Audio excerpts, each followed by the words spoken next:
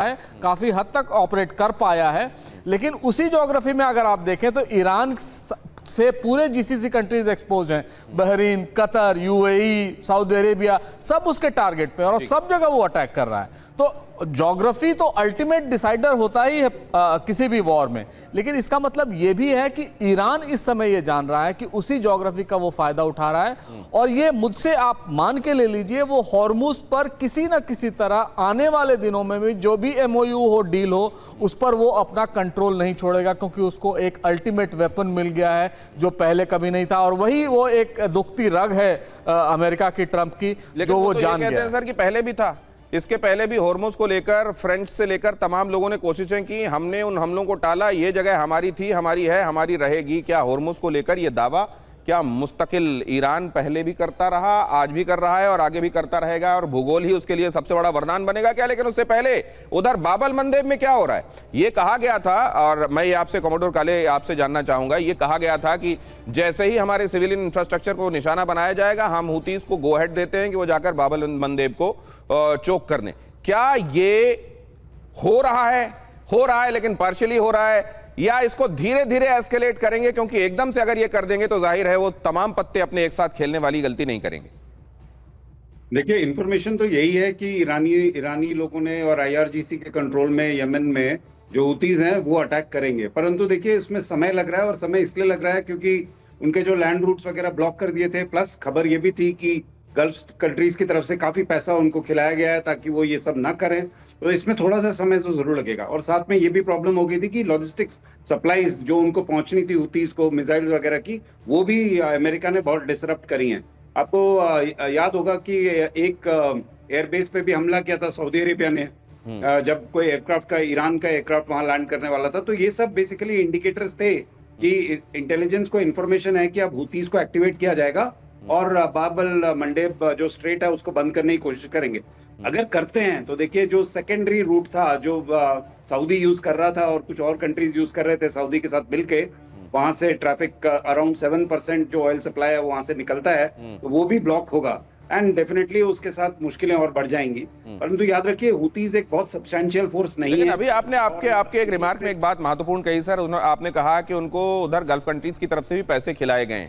तो ये जो प्रॉक्सीज हैं, ये जो हमस, हिजबुल्लाह, हूती जिनके नाम लिए जाते हैं, क्या ये आइडियोलॉजिकली अफिलिएटेड हैं या ये मर्सनरीज हैं जो पैसा देगा उनकी तरफ से लड़ेंगे? देखिए आइडियोलॉजिकली तो मोटिवेटेड है टू अ सर्टेन एक्सटेंट, और पैसा भी एक मोटिवेशन है। तो आप ये मान के चलिए कि दोनों तरफ से ये एक बैलेंस बनाते हैं, जहां से पैसा मिल रहा है तब तक रोक सकते हैं तो रोक लेते हैं, और उसके बाद फिर आइडियोलॉजिकल मोटिवेशन। इस समय खबर ये है कि आईआरजीसी के कमांडर्स जो यमन में है वो अब जो है चार्ज ले रहे हैं हुतीज के मिसाइल आर्सेनल का, वो अटैक करेंगे। तो थोड़ा सीरियस इस बात को देखा जा रहा है। पिछले कुछ महीनों में इस बात को सीरियसली नहीं लिया गया था।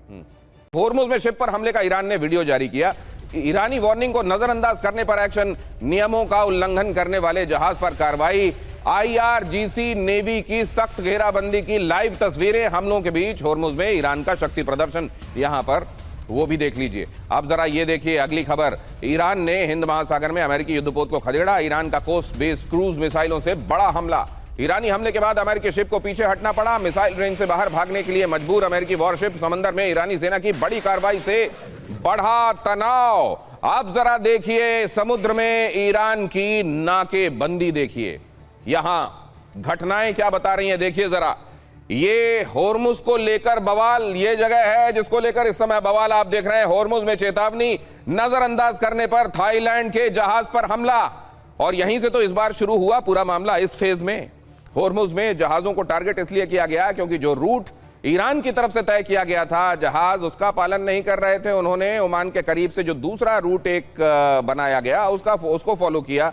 ईरान ने कहा अगर इस तरीके से होगा तो फिर हम इसको चलने नहीं देंगे। हिंद महासागर में क्रूज मिसाइल से अमेरिकी लॉजिस्टिक शिप पर प्रहार, यहां ईरान ये अंडरलाइन करने पर लगा हुआ है कि होर्मुज में चलेगी किसकी। कोस्ट बेस्ड मिसाइल से हिंद महासागर में यूएस वॉरशिप को खदेड़ा। इस पर्टिकुलर जगह पर अमेरिका हो या ईरान, ये जो घटनाएं हैं केवल ये बताने के लिए कि होर्मुज है किसका। रिवर्स इंजीनियरिंग से $35,000 में बना अमेरिका का ड्रोन होर्मुज में क्रैश। पांचवी घटना, होर्मुज में ईरानी सी माइंस की चपेट में आकर 2 विशाल तेल टैंकर तबाह।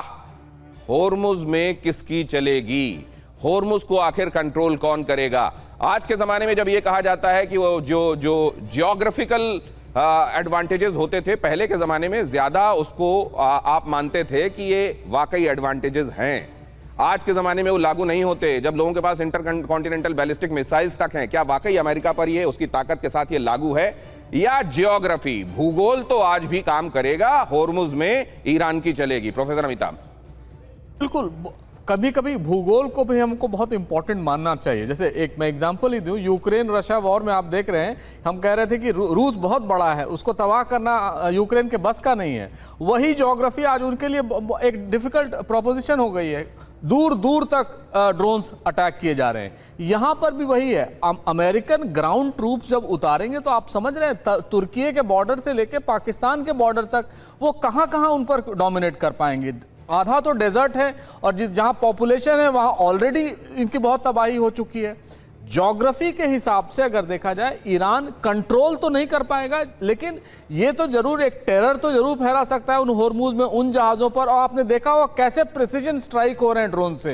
इनके सिर्फ मशीन रूम में तबाही होती है, टैंकरों में आग नहीं लगता है। यानी वो भी उसके इकोनॉमिक पोटेंशियल को समझते हैं कि अगर टैंकरों में आग लग गया तो ऑयल स्पिल होगा और पूरा मटियामेट हो जाएगा होर्मुज का ट्रैवल। तो इस तरह से अगर आप देखें तो ज्योग्राफी के हिसाब से एक डिफरेंट ज्योग्राफी में जाके अमेरिका ऑपरेट कर रहा है।